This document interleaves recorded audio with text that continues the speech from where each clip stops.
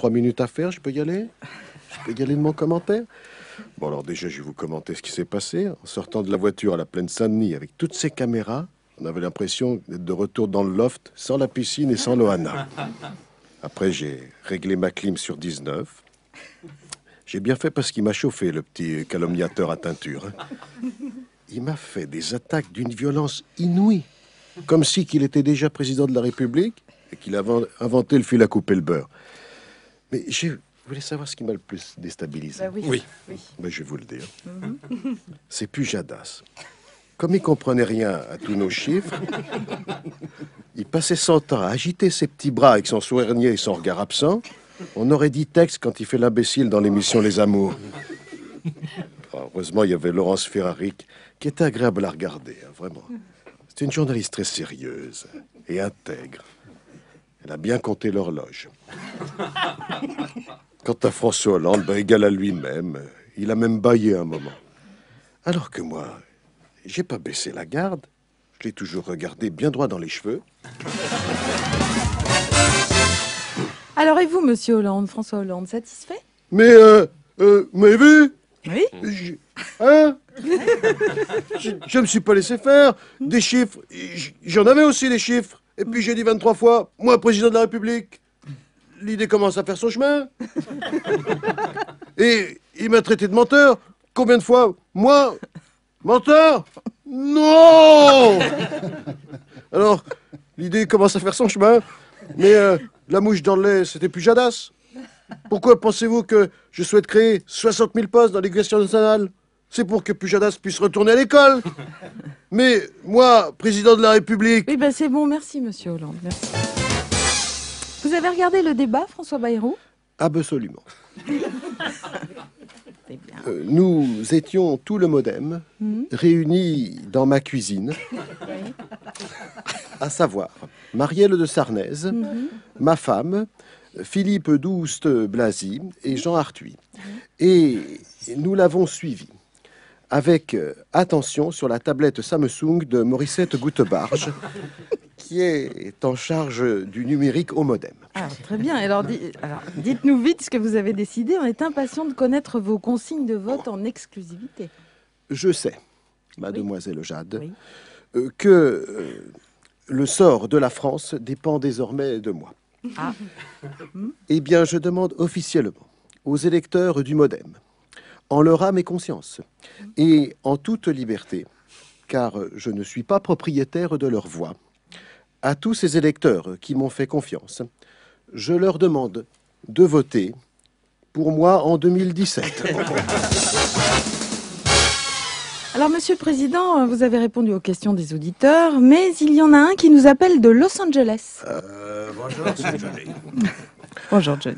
Avant de faire mon choix électoral des élections du deuxième tour, Oui. j'ai une petite question technique à poser au président à propos de ma hernie fiscale. Dans une année, je passe 6 mois en France, 6 mois aux États-Unis et 6 mois en Suisse. Oui.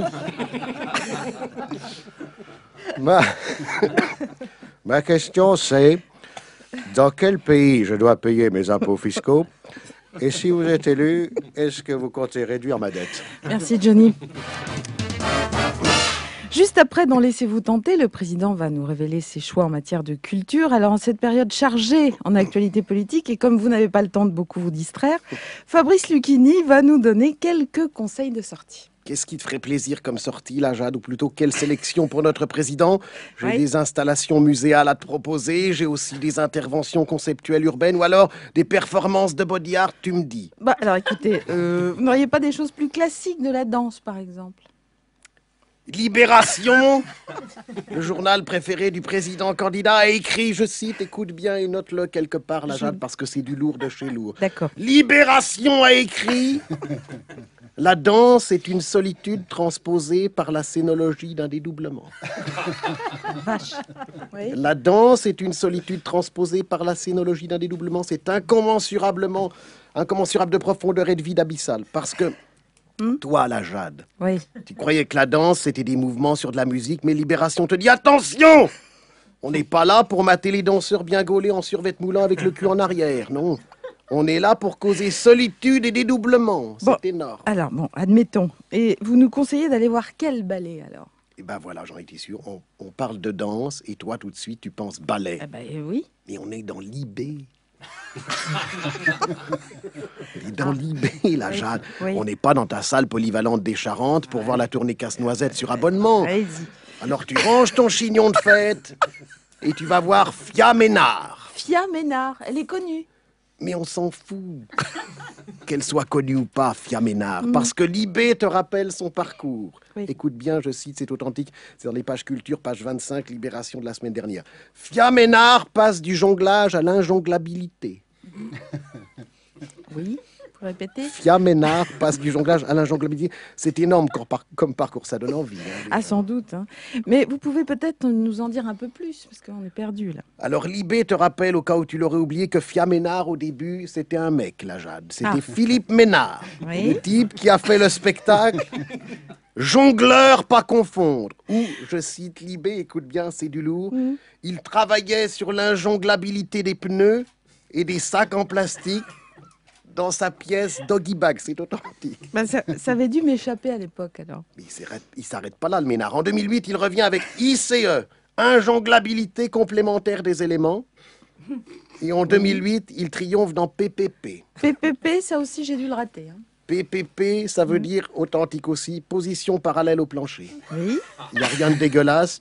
T'avais Fia Ménard face à 8 ventilateurs qui jonglaient avec des glaçons sous la menace de blocs de glace suspendus au plafond qui venaient s'écraser sur une scène de verre pilé. On est loin du Holiday on Ice, hein. Oui, alors oui, c'est vrai. Et qu'est-ce qu'il propose en ce moment, votre Philippe Ménard? Attention, là. Attends, Oui. fais hyper gaffe à ce que tu dis. Oui. Ce n'est plus Philippe, c'est Fia. Ah oui. Fia Ménard. Surtout, va pas gaffer et lui offrir une cravate à la fin du spectacle. Hein. Sinon, tu vas te faire engueuler. Tu vas te faire engueuler par Libération. Attention, ils sont pas commodes. Bon, alors promis, je lui offrirai pas de cravate. Mais qu'est-ce qu'elle joue alors, votre Fia? Elle joue Vortex. La Jade. Ni plus ni moins que Vortex, l'histoire d'un homme invisible qui découpe un sac plastique à genoux. C'est authentique. C'est page 25 dans Libération. Et tout à coup, le sac se gonfle, s'envole. Je te passe les détails, mais ça se termine, je cite, écoute bien, c'est immense. Oui. L'IB, énorme. Ça se termine par un pugilat de sac, tandis qu'une immense poubelle vient recueillir le rêve détruit. Alors là, monsieur le président, monsieur le président, je sais pas si vous allez vous laisser tenter, mais après le débat d'hier soir, un petit coup de Vortex à la Villette, ça devrait vous remettre du baume au cœur. Alors après le théâtre, la chanson. Hein, un de vos plus fervents supporters, Enrico Macias, a tenu à enregistrer une petite chanson de soutien pour cette dernière ligne droite. Une jolie chanson pour mon tout petit frère Nicolas, que j'espère qu'il va passer le second tour. Là, il a Glacis. Donnez, donnez, donnez, donnez-lui vos voix. Votez, votez, votez, votez Nicolas. C'est parti, l'Aziz. Il va nous réduire la dette, sortir du merdier, vous faire gagner des pépettes et travailler. C'est vrai, il faut le comprendre, il est comme ça. Ne votez pas pour Hollande, mais Nicolas. Dans toute la France, on l'appelle le mendiant du second tour. Il faut que tout le monde l'aime, même les gens du FN. Il n'y a pas de honte à être un mendiant du second tour. Il le chante sur toutes les chaînes chaque jour. Donnez, donnez, donnez, donnez-lui vos voix. Votez, votez, votez, votez Nicolas. Donnez, donnez, donnez, donnez-lui vos voix. Donnez, donnez, donnez, il vous le rendra. Donnez-lui de la tendresse, surtout pas d'argent. Gardez toutes vos richesses, car maintenant, si vous élisez Hollande, l'impôt sera roi. Et tout le monde aura les glandes, croyez-moi. On est tous sur cette terre des mendiants du second tour. Qu'on soit pauvre ou milliardaire, on sera toujours les mêmes. Cet homme extraordinaire, ce mendiant du second tour, a besoin de votre tendresse chaque jour. Donnez, donnez, donnez, donnez-lui vos voix. Donnez, donnez, donnez, il vous le rendra. Donnez, donnez, donnez, donnez-lui vos voix. Votez, votez, votez, votez Nicolas. Laurent Gérard sur RTL avec Nicolas Sarkozy, le vrai pour le coup en direct. Bravo, merci beaucoup. Laurent. On retrouve évidemment cela sur rtl.fr. Non, je tiens à remercier Laurent Gérard pour cette chanson très équilibrée et pour sa contribution vraiment assez modeste à ma campagne électorale. Il aurait pu faire pire, mais vraiment, j'y suis sincère.